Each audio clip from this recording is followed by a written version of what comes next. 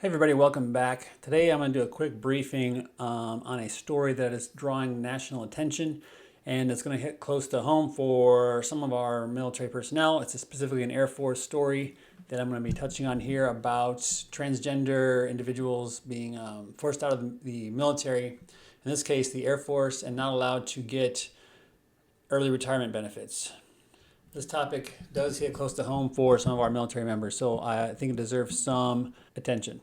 All right, so on August 4th, there was a memo that went out from the Undersecretary of the Air Force for Manpower, and the memo states that those people who are being involuntarily separated for being transgender do not get to have early retirement benefits. Now, specifically, this is talking about something called TERA.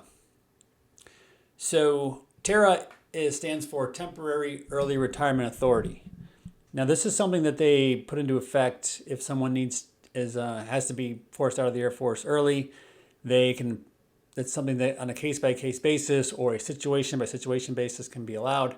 For example, this is used a lot of the times in RIFs or reduction in force type of boards. I myself went through 3 RIFs, one when I was a lieutenant and 2 when I was a captain. And very stressful situation. You don't know if you're going to get kicked out. It's much more stressful than trying to make rank, because if you don't make rank, you can always try again next time. But if you get riffed, then you're just going to be out within 6 months. And you do get some separation pay, but you do not get the retirement pay. And once you get closer to retirement, for officers, it's a little bit trickier, because for the longest time when I was in, if you didn't get selected for promotion twice, you were pretty much forced out unless you were selected to continue.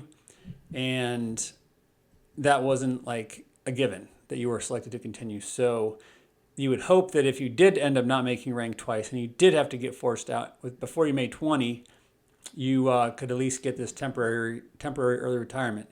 And that's for people who've been in from 15 years to 18 years. Now, they usually, in this case too, that's what this memo says in this case, 15 to 18 years. So if you have 19 years, you're still good to get the early retirement. You're close enough to 20. They're not going to, they hardly ever let you, don't let you retire once you've done 19 years. It's called sanctuary. You hit that 19-year mark and you pretty much can't really be kicked out. This is not a given. TERA is not something that's given out as an expected benefit. You hope it exists, but it doesn't necessarily, it's never a guarantee. So in this case, the people who are transgender, now that this is a different situation, in the previous administration, people who were transgender were allowed to serve openly as transgender people in the military, Air Force, and the rest of the military. And they could transition and still be fine. And there's lots of examples of, for example, trans men who are special forces, very strong, can still do it, but they were born a woman. Now they've transitioned to being a man, and they are going to be having to be forced out. So I don't want to speak badly about people who are trying to serve their country. I don't really care about that. People are people, and these people should be treated with respect. I believe just like any other person should be treated with respect. But the TERA thing is a little bit of a tricky thing because, like I said, it's not guaranteed. So if you got 20 years in and you're forced out, you're going to get your retirement benefits just like you would normally. But if you are in between 15 and 18 years, as I stated, you are not eligible to get TERA. But what you are eligible to get is voluntary separation pay, called VSP. So involuntary separation pay is you're forced out. This doesn't apply that much to enlisted folks in general, because enlisted folks, as long as they can stay at a rank for a very, very long time.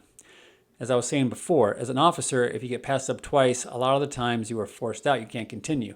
Now, this has changed in the past maybe 7 years. They've started to continue people a lot more. So if you're a captain, you didn't make major, you can stay as a captain and keep trying to apply to promote to major, and maybe eventually you will promote. Or if you're a major, didn't make lieutenant colonel, same sort of thing. It's a good thing. I don't think you should be forced out just because you didn't make a rank. You could be a good captain, not ready for major, or you could be a good major, not ready for lieutenant colonel responsibilities, but still be good in that major role. And then once you grow a little bit, get some more knowledge, then you could be set for that lieutenant colonel rank. So that being said, involuntary separation pay. What is that? So the memo states specifically that people who voluntarily separate, now there are actual lawsuits for this issue right now that have not seen the courtroom yet. And if it's deemed that these people are allowed to stay in, then an involuntary separation would mean they would be able to come back on active duty, maybe with back pay. I don't know how all that stuff works, but they can come back. Whether you are involuntarily separated or voluntarily separated, if you do end up coming back into the military for whatever reason, you have to pay that money back. So, for example, if you voluntarily separate and you get 288 grand, when you come back into the military, you're going to have to pay back that 288 grand. So just be aware of that. But the thing with voluntary separation pay is you get double what involuntary separation pay is.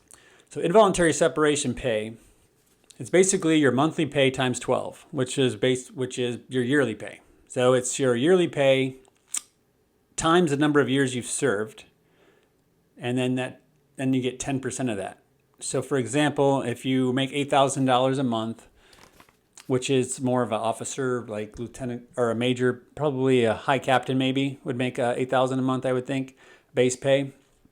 So you make $8,000 a month, take that times 12 months, that's $96,000.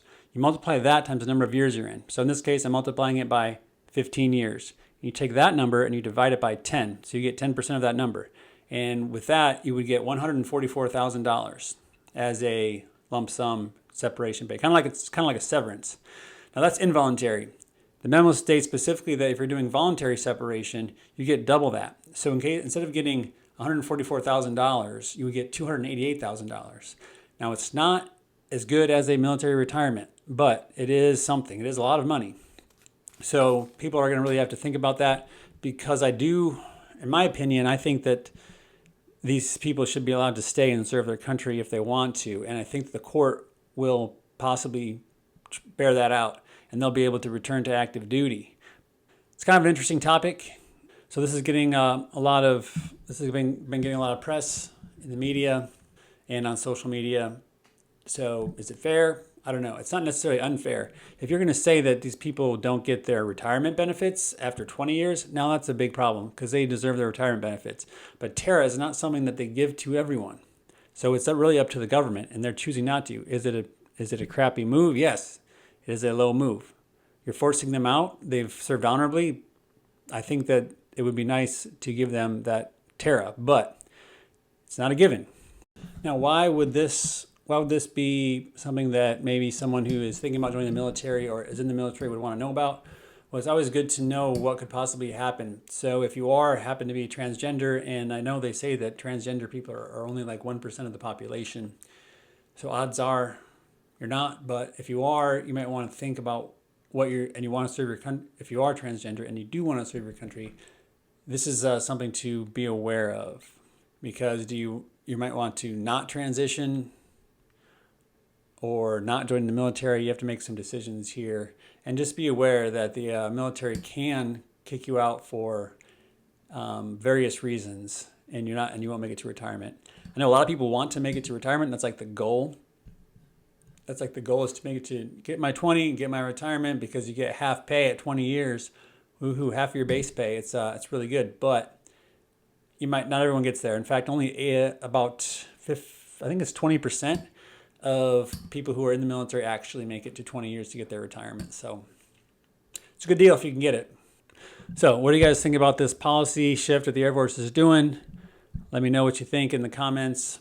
Well, this is a new kind of thing for the channel. I am just talking about things that I find interesting in the military and the Air Force specifically, or the military in general. And this is one of the stories that popped up. So I'm going to start doing this sort of thing when I get time.